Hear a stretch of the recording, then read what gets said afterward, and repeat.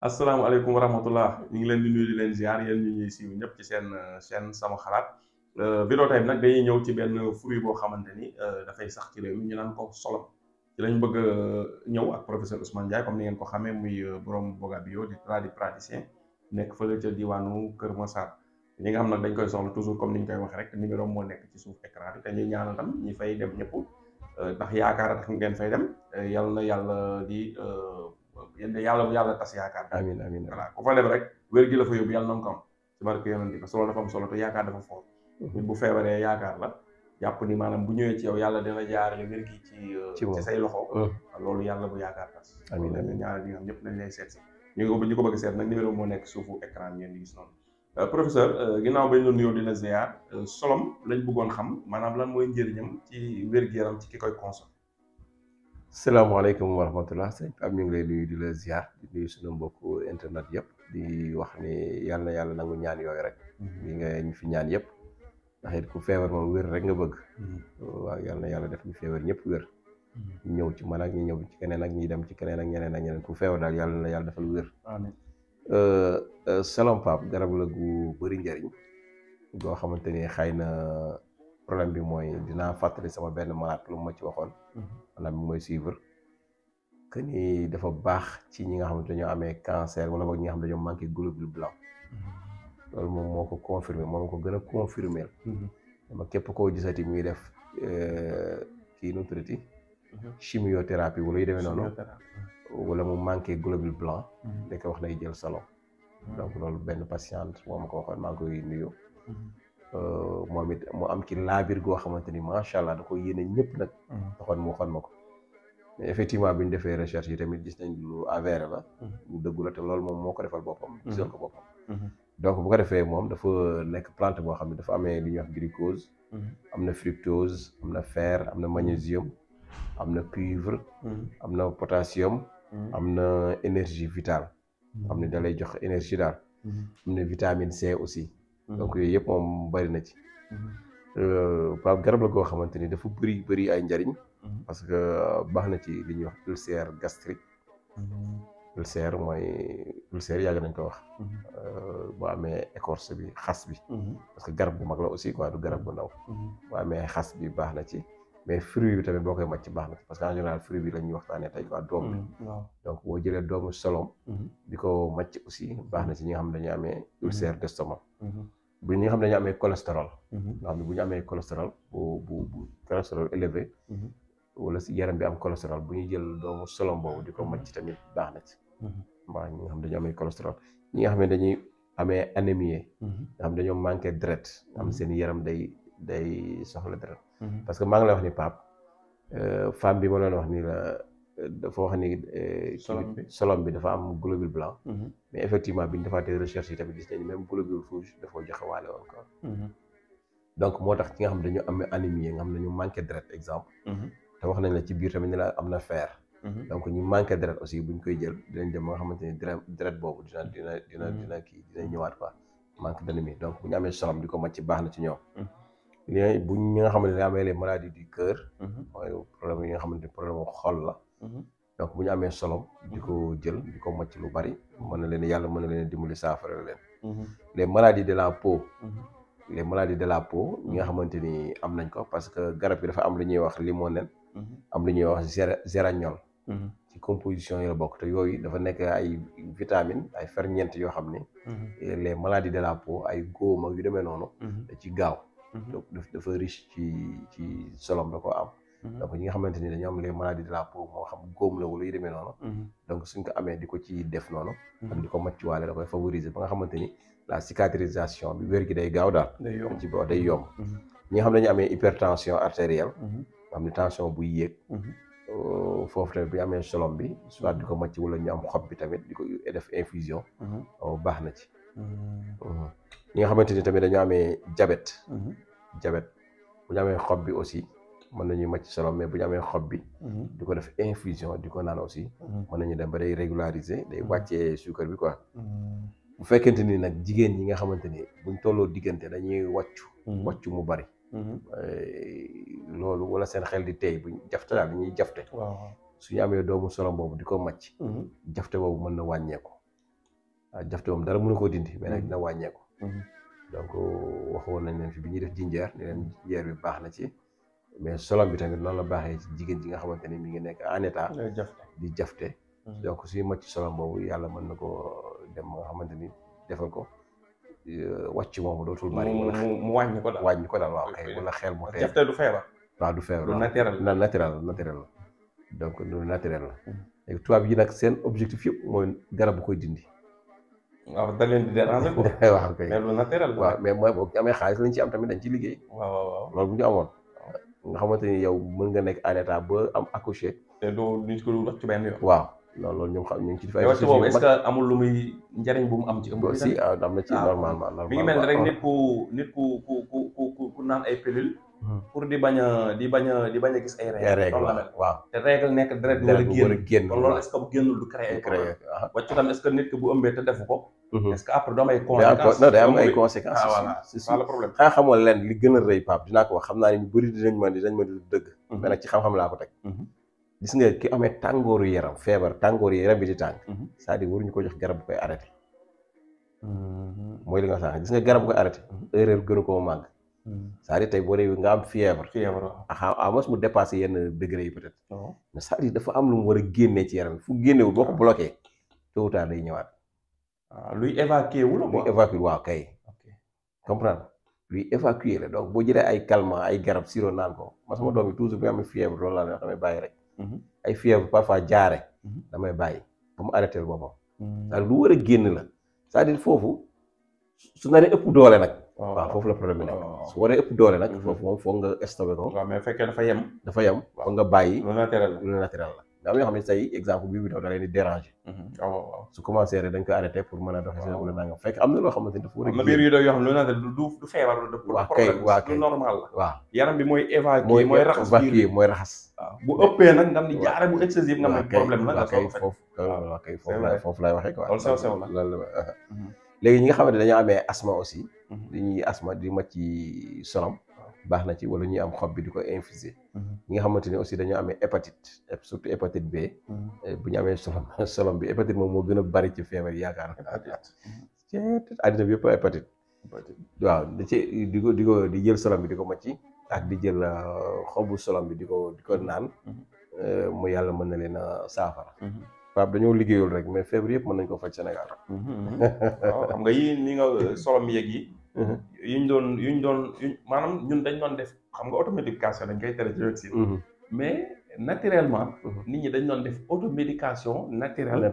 di protéger seen bopp di faj seen bopp sans ñu xam ni bàyyi xel sax faju lañ ci jublu mais lekk lañ ci jublu. waaw kay lekk lañ ci jublu. voilà moo tax daawuñu feebar. voilà c'est que loolu ay problème. ay solom. waaw ay buy. ay siddéem. ay sump. waaw wàcc yooyu ngay màcc yooyu waaw di ko lekk ci àll léegi ñuy commencé di gën a moderne di bokk di gën a nuru tubaab yi di gën a bàyyi yooyu feebari tubaab yi léegi di ñëw di ñu dal loolooy problème bi parce que dañuy lekk seeni lekk léegi bàyyi suñu lekk yi sax fii waaw kay te kat damay dégg ñu naan après nga confirmer bu fekkee dëgg la bu fekkee dëgg dafa nga dindi xeet bu ne askan bu ne suuf sañ dëkk la leen di faj man fa c'est sûr loolu yonent bee ko wax yonent bi wax luy daj léegi buñ bàyyi nag suñu garab yëpp consommé tuñ ci benn di lekk-lekk yi nga xam ne mooy jóge ci yenn dëkk yi ñëw kon feebar yi dañuy importé waale feebar yooyu sax nga xam waaw non c'est que boo seetloo feebar yu bëri li tax amuñu tur ci olof muy que ni amuñu woon amu fi woon waaw dëgg comprendre amu fi woon loolu mooy problème rek mais léegi feebar yëpp fi am ay cancer yi doo daa ko gis. solom bii pour nga romb nit léegi am magum jëm mu yokk ne màcc. waaw xale yi sax léegi. non dañ naan sax da ngay waaw dañ naan sax da nga ñàkk fayda. ndax chips bi moo tax léegi xale yi màcc. solom bi di tax duñ buy lekkatuñu di tax. waaw ay dànq uul moom dama ko jëlee. dama ko gisatul dànq waaw gisoo yooyu. uul moom gisatuma dànq voilà gis nga. biñ nekkee xale ay uul beer yi jaay si ko ñëpp. daan jaay bu amee ñu koy jël di ko lekk di lekk ay dànq dañ ko doon jël di ko lekk. waaw. kii beneen bi konkorong dañuy jël suñu xeer xool ni affaire bu marron bi ci kaw xooj ko ci ndox ba mu gejef ñu koy lekk bu ñu ko lekk pare toj saal bi jël ay brique toj ko saal bi ci biir dafay dëgër xooj ko ci ndox ñaari fan ba mu nooy ñu jël ko lekk ko yooyu yëpp dañ ko def ñun bi ñu nekkee xale te terewul ñu doon lekk suñu ceeb waaw vraiment mais léegi sëb si ñëw rek bouleversé tendance boobu te xale yi lekk yooyu amatuñu moo tax duñu kii duñu dañuy fragile moo tax nag duñu wér quoi. waaw njariñu lekk yooyu ñu koy waxtaane waaw daan naa uul bi dinaa ko noté sax waaw ziar mosuñu see wax waaw ul dina ci wax non garab yi kay des na Pape. uul incha allah bu fekkee hémorroïde la parce que tamit am na lu ñuy wax éthanol ci garab bi donc gis nga waaw donc bu baax na ci hémorroïde waaw boobu bu ñu amee hémorroïde tamit baax na ci ak infection donc ñu am hémorroïde ak infection wala ay inflammation yooyu yëpp solom bi da koy saafara xam naa solom bi dinañ ci defar ay recherche de Pape. Constipation bu fekkee tamit nit ki day seere su amee xas bi xasu garab bi di ko infuser wala mu def ko décoction maanaam baxal ko di ko naan aussi baax na ci ñi nga xam ne dañoo amee constipation. Améliorer la santé des organes génitaux maanaam képp koo xam ne jigéen nga wala góor nga sa awra moom booy lekk solom di ko màcc wala nga di ko naan kii bi xob yi day améliorer santé da koy wéral mooy santé organes génitaux yi mooy kii nu mu tuddati maanaam awra góor awra jigéen naq yeeg yooyu waaw yooyu yëpp da koy defaraat ba mu gën a dëgër gën a baax gën a kii yooyu yëpp da koy defar mooy solom bi kon xam naa calcul réno bi ñu doon waxtaanee si vidéo bi passé dina ci dugaat ba parce que gis nga mi ngi noonu day wàcce tamit baisse la fièvre yaram bu tàngaayu yaram bi nga xam ne am yaram buy tàng aussi bu ñu amee xob bi di ko kii infusé di ko baax na ci les pathologies articulaires maanaam mooy comme ni ma commencé woon rek rhumatisme maanaam loo xam ne articulation yoo xamante ni dafa am ay mbirum yax waaw mbiru yax surtout articulation yi mooy fi yax yi tase di am problème donc tamit bu koy am baax na ci solom bi baax na ci donc da koy saafara quoi waaw oom yu metti gi demee ak muscle yi ak bu demee ci wàllu le muscle ci wàllu ventre biir bi metti ak yooyu yëpp solom bi da koy saafara solom bokkul waaw solom la ñuy wax solom mooy ci kaw ñuul waaw si biir am lekk bi xaw orange tuuti voilà ñam bi am xoox si biir beneen xoox bu marron mi ngi wax kay donc la vieillissement des cellules boo xamante ni cellules yi ci biir yaram bi nga xamante dañuy gaaw a dee donc booy jël solom boobu moom da koy régénérer da koy defaraat donc te loolu dina la prouver que ni da ngay ñëwaat ci globule blanc yi ñu la waxoon ni da koy defaraat xam nga globule blanc lan mooy rôle am ci corps mooy que ni ñoom ay soldats lañ yoo xamante ni lépp lu dugg ci yaram bi ñoom ñooy xeex ak ñoom tey mi ngi mel ni tey suñu armée militaire yi ñeneen ñu bu ñëwoon bëgg a xeex ak ñun militaires yi ñoo jóg xeex ak ñoom militaires yi nekk ci biir dëkk bi nag loolu la ñuy wax les globules blancs donc parfois moo tax Pape ñu bëri boobu ñooy jàmbaar yi waa kay léegi nag moo tax faj foofu la xaw a amee problème da ngay jox nit garab mu naan ko mu xaw koo yëngal tuuti mu teg ko wala mu woo la nangam fekk c'est normal li tax c'est normal mooy que ni bu ñu amee lu ñuy wax corps étranger exemple loo xamante ni bokkul ci yaram bi dugg si muy feebar bi feebar moo bokkul ci doomu aadama dugg see ci biir yaram bi ganasi ko soldats yi dañuy jóg jàmbaar yi xeex ak moom léegi soldats yooyu nag yow booy naan garab bi garab googu day dimbali soldats yi léegi nag garab googu su duggee moom day xeex ak feebar bi parce que yaa ko jox ko mu faju garab gi nga ko jox bu ko naanee day xeex ak feebar bi léegi nag xeex bu amee ci biir yaram wi foog nga yëg ko maanaam ñi ngi xeex ci biir comme comprendre nga li ma bëgg a xam de baax a baax waaw bouleversement bi am bu doon ci xeex toolu xare dëggantaan la nii waaw poussière beeg coow li waaw ñii di dee ñii di kii waaw foog nga yëg ko yow loolu réaction boobu moom ngay sentir sa yaram des fois mooy tàngal yaram wi wala mu lay def waccu wala muy daw biir wala ngay miir wala yu demee noonu moo lay yëngal quoi moo tax ñi xam faj dëgg-dëgg dañuy wax ni olof mooy faral di wax ne garab wala mu laa faj yëngal la soit dina la sawloo wala mu dem loola toilette xam nga en général wala mu miir loola wala nangam nga tige quelque temps après mu arrêté wala mu def la yaram buy tàng ak yu demee noonu fekk soldat yi xeex bi la xeex bi ci biir la donc loolu la rek yomb naa expliquer quoi donc noonu lay demee léegi ñi nga xamante ni tamit xale yi nga xamante ni dañuy amee bëñ yi sax la poussée dentaire nga xam ne dañuy sax bëñ soo bañee mu metti tamit daan nañ jël mag ñi daan nañ jël xob wala xasu solom def ko infusion ndox moom nga di ko toqal ci siiñ bi di ko ci def lu bari loolu dina tax xale bi feeñal mën naa am du metti waaw donc loolu daal bokk na ci njëriñ yi nga xamante ni solom làmboo na ko moom bari na ci am na ko dëgg la loolu am na solo macha allah te leer xam naa dinañ ci sa vidéo yi baax na tamit lekk yi am ci réew mi nii nit ñi di xam importance mu am waaw parce que loo xamul rek da nga koy négliger waaw jamaa sax yaakaar naa boo ko amoon ci sa biir suuf waaw te xamoo luy jamaa nga for ko moo xeer gi nga nga xam jamaa nag moom boo gisee du ko yemalee xeer bokkul loolu la moom la mag ñi daan wax rek mag ñi dañ daan wax ne am ko te xamoo ko. ñàkk ko te xam ko sax moo gën. voilà c'est ça. c'est-à-dire am ko te xamoo ko. waaw mooy li nga xam nga am nga jamaa. te xamoo liy jamaa. nga bàyyi ko fii dem di yelwaani. xam nga tey ki amee kilo jamaa dem di yelwaani xamul li jamaa. waaw te mi ngi ci biir këram. waaw xamu ko. waaye ki ko xam bis bu duggee ci kër gi gis ni ci jamaa la dina la fexe ba nax la ba yanu ko yóbbu. dëgg la dëgg waaw bu loolu jox million sax ñaan waa ji daa dof de fekk moo xam ne li mu am. donc noonu la demee nag. bu ko defee toujours am na ñoo xam ne ñàkk xam la nag Pape dafa def parce que man gis naa jàngat naa ñu bëri ñu lay woo ci vidéo yi dañuy wax yoo xam ne xamuñu ko woon ndekete. waaw comme tey sump bi ma la jox confirmation mooy que ni kii bi nu mu tëddee. siddéem bi bi ma ci defee vidéo nii ñi am asma nañ koy jël. donc am na benn femme bu ma woo xam naa dama seetaanaat sax parce que mi ngi ñëw chaque jour daan jël pompe bi ba lay tëdd. mais bi ma waxee loolu mu def ko mun ma ñetti fan a ngi nii jël ma pompe. commencé màcc siddéem. waaw ñetti fan a ngi nii jël ma pompe gis na résultat comprendre noonu lay boo continuer mën na dem sa wér. waaw mu ngi dem ba ci xool ci lekk la ngay lekk bi faj la nga wér du ngi noonu lay demee nag gis nga boo xam ne ñett chaque jour nga te pompe xam nga ne baaxul pompe bi chaque jour nga ko jël. pompe bi moom kii la maanaam kii la quoi.